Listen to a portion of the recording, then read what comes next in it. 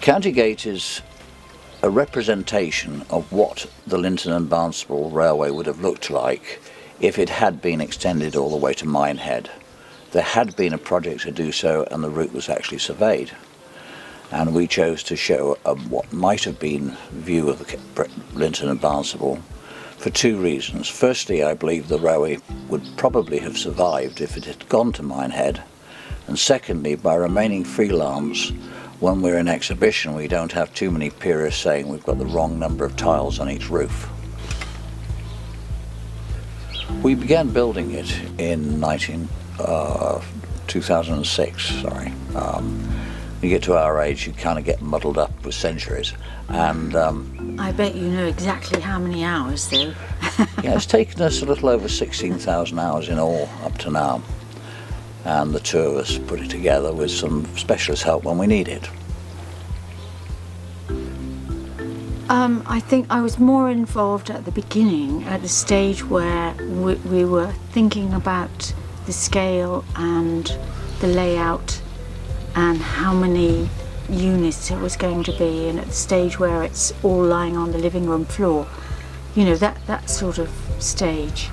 And then as things progressed and the whole thing got heavier and there was more actual track laying and stuff like that, I tended to be the person at the back holding the little back end of things while John was doing all the work at the front, you know, with the thing on its side. So I was just a gopher really at that point. The layout is 32 foot long, but in an L shape. The baseboards of the layout are made in 1/2 inch plywood. Not the lightest way of doing it, but when one is shifting these things around in exhibitions, one does need to have something which is a bit meaty so it survives the travelling. So it's an open plan 1/2 inch baseboard design.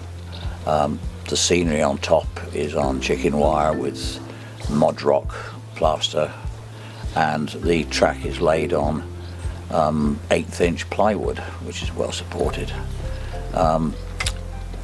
I was rather keen to have a railway in a landscape.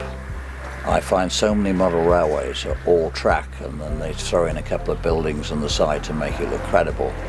Here we design the topography first and then design the layout to fit through the topography, which makes it, in my view, a lot more real.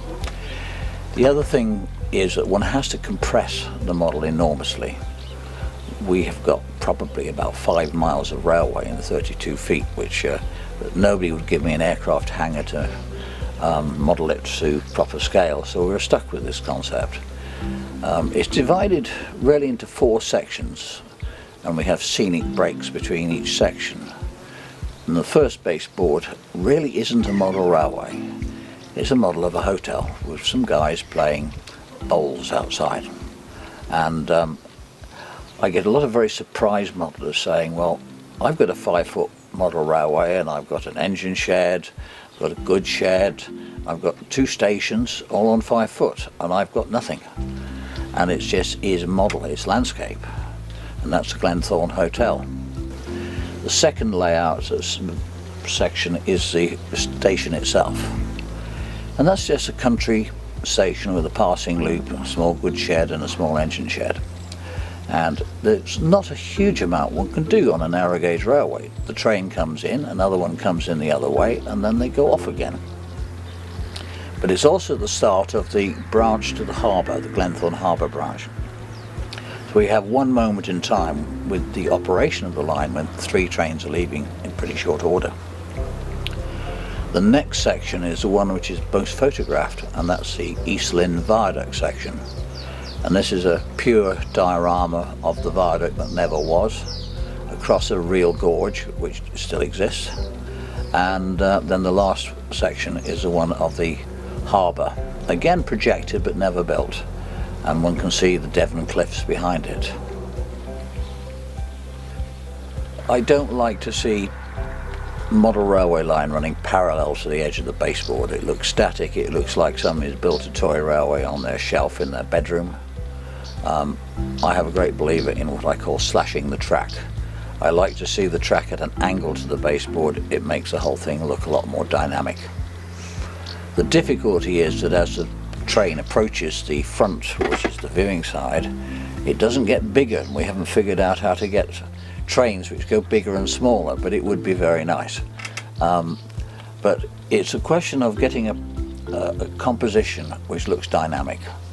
So very, very rarely do we have any track parallel to the front of the baseboard. With regard to operating the points, we use tortoise motors actually on the viewing side, which have been vastly reliable and very, very easy to change the polarity of the frogs at the points. And because it's automated, we have an awful lot of sensing sections and stop sections which have had to be cut into the track as well.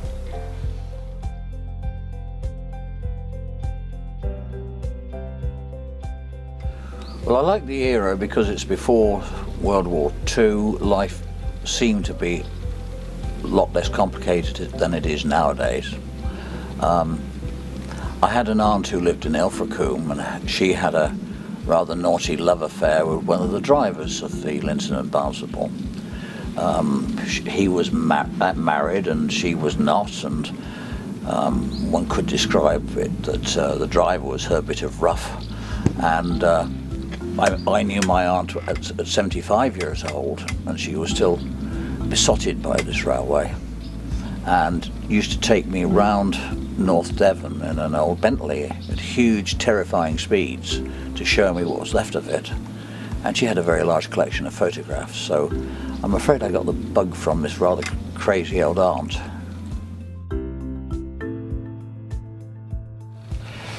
What we've done is to fix a time fairly exactly, 1935, June the 7th. In 1935, the railway was still actually running, and when I model, I always like to fix the date very accurately because the colour of trees and the flowers which you see change so quickly during that time of the year. So one does a big photo shoot on June the 7th, and you can see that there's elderflower still going, and you can look very carefully at the colours of all the different species of trees. The other consideration when doing a layout like this is the viewing point and viewing angle.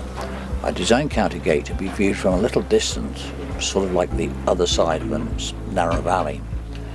And colours get less distinct and less vivid the further away you look at them. So you have an issue of what I would call a scale colour. So to get things to look right, I do remove some of the intensity from all the colours, and I think it looks a lot more real for that. The operation of the line is of course speeded up. If one modelled a narrow gauge country station in the 30s, one would have to wait 1 hour, 2 hours, 3 hours for the next train. Not a lot of good if you go on exhibition. So we have trains coming in at a remarkable speed, really. They come in every 4 minutes, which is a very difficult thing to do if you're operating manually. Within seconds you'd be making ghastly mistakes of points and signals and crashing trains. But the operation is designed to put trains out in front of the public as often as we can. There is a quiet period when they all disappear behind the scenes, which I'm quite happy with. We have a VDU which does little bits of history of the railway, or how we built this and that's going on while the trains have disappeared for about a minute and a half, and then another batch of them arrive, and different trains come each time. So it's a very simple operation, really. There's a shuttle service to the harbour and 2 trains on the main line passing, stopping the station. The track, I decided to buy ready-built track. So it's Pecco narrow gauge track. I would have liked to have built my own, but I figured I would have been dead by the time I'd finished, so I thought that was a bad idea. The buildings are all scratch built. As we go towards the back of the baseboard, I've made them just a little bit smaller, so the station building at County Gate is actually to HO scale. And I've got one building right at the back on the cliffs, which is about 1.75 millimeters to a foot. So we get some element of perspective that way. When I've modelled, I model from what I see outside of the window. I have a horrible feeling a lot of people model railways from model railways. And to me it shows so often when you see a layout with trees stood sentinel-like with big gaps in between. Nature just isn't like that. You look out the window, there are plants everywhere. Trees are just a solid mass. They will find every piece of light they can get. So this is what I've tried to model. The other thing I've tried to model is the colour green. Again, I see so many British layouts which are actually more yellow than green. And yet all you've got to do is to look out of the window and it is a bit green in Britain. That's why the weather's so horrible. When it came to designing the Eastland Viaduct, I wanted it to look very real. And I was lucky enough to have a son who's a civil engineer, and told him to design a viaduct of that epoch which would carry the weight of the trains, which he did, and that's the result. And awfully pleased with it. I didn't want to model the classic Chelham Viaduct, which is on the Linton and Barnstaple. It's all been modelled so many times before. The buildings are made largely in plastic, and nowadays in foam board, and in some cases each stone or each brick is individually pressed into the foam and then finished by lots of fancy painting. I don't believe that in 1935 you had gleaming engines, as so many people like to think. They were pretty scruffy. They were working locomotives. They were already getting old, and that applies to the carriage stock too. So yes, I weather my trains quite a lot. I find you have to weather a little bit more than is actually real to make them visible, so that in a way it's kind of a caricature. The other thing is the colour of coaches. Paint was horrible and cheap and poor quality in the 1930s, and it would fade faster than you could shake a stick at it. So a nice southern green livery would last like that for about a year, and then it would start to fade, so they'd throw a coat of varnish on it so it'd go slightly yellowy green. And of course all the coaches have different periods of their painting. So I don't have trains of identical livery. You get ones which are greedy yellow, ones which are faded green, ones which have got patches on them and the doors are slightly different colours because they've been repaired. And actually, if one looks very carefully at the photographs at the time, that's how they really were.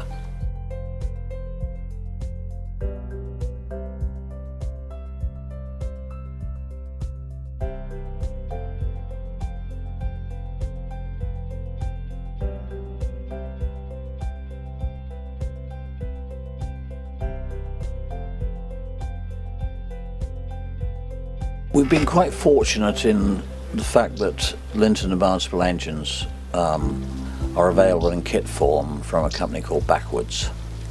They're etched brass kits and very, very finely detailed. However, the mechanisms are extremely difficult to build and even harder to maintain. So our engines have been re-engineered so we can replace the main bearings, replace the bushes on the connecting rods and the coupling rods, even replace the hardened steel pins, and we even now have white metal bearings on the slippers of the crossheads. All might sound excessive, but our engines now each one has travelled over 10 real miles, and one really has to start to think about replaceability. And I have to say that for the most part they've run very well indeed. So we have used these backwards miniatures, somewhat improved I would say, and some of the chassis we've used are the result of using the Bachmann or Graphar 08 outside frame chassis. It's a shunting engine in N scale, and they make a very good base to start modelling on too. I think that the coaches are again mostly kits. A few of the coaches were designed and made by Langley. The other coaches weren't available, so we actually made our own kits.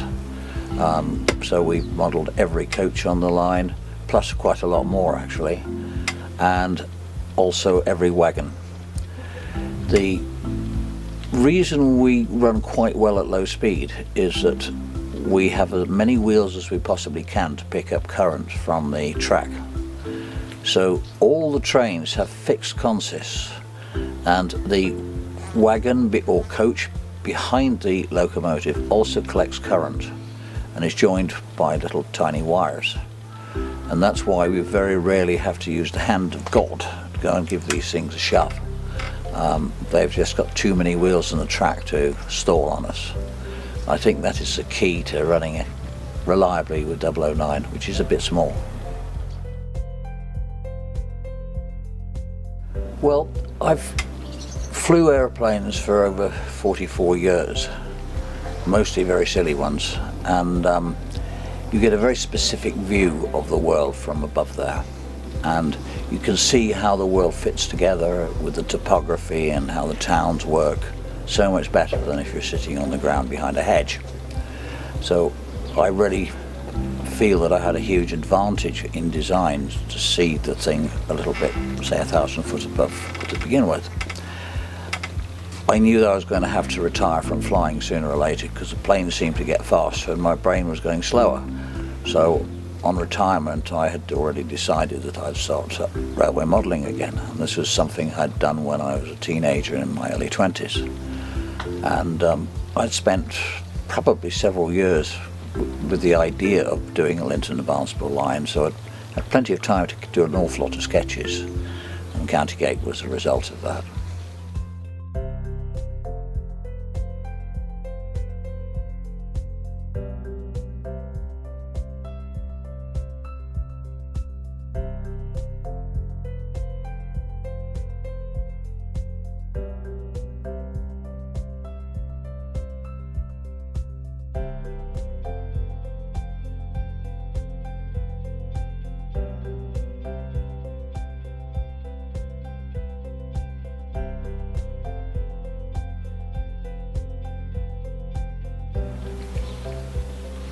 We tend to do about 6 shows a year, and some of them are abroad, which are, I have to say, the best junkets of the lot. The longest show we've done is Dortmund, which was in 5-day show. Hell of a journey to get there, particularly as we went wrong with our sat-nav and went halfway to Poland. But the shows we do are always a minimum of 2 days because it takes quite a lot of time to put it all together. Here we have a big trailer and it's all set up with racks inside so the things don't bounce around, and we have some very kind people who come and help us break down the layout, and it gets covered in plastic and then loaded into the trailer. It takes a good day to actually get it all taken apart and loaded. It takes a week beforehand to check it all out and make sure we're running properly. When we get to the show, on average it takes 6 hours to make sure that everything's running properly from the time we arrive. There's quite a bit of logistics involved.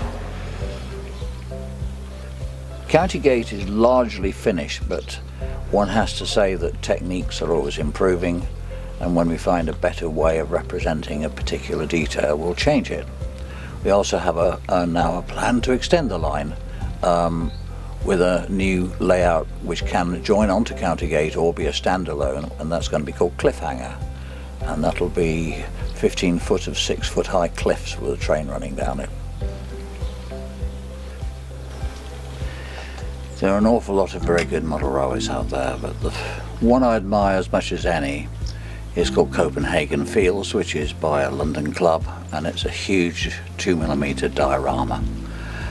In terms of narrow gauge, probably my favourite is by a Dutchman called Henk Verst, called Punta Marina. It's more of a sculpture than a model railway, but it's absolutely lovely. Another very nice one is Crumley and Wickhill by the Hull Model Railway Club, and the leading light there is a gentleman called Paul Windle, who is, in my view, quite a genius in 009. Another layout which is very good is one called Viaduct, which is a very good representation of the station at the Festiniog Railway. There's some superb rolling stock. And another layout I'm very fond of is standing gauge. It's called Roland's Castle by Julian Peter Goss.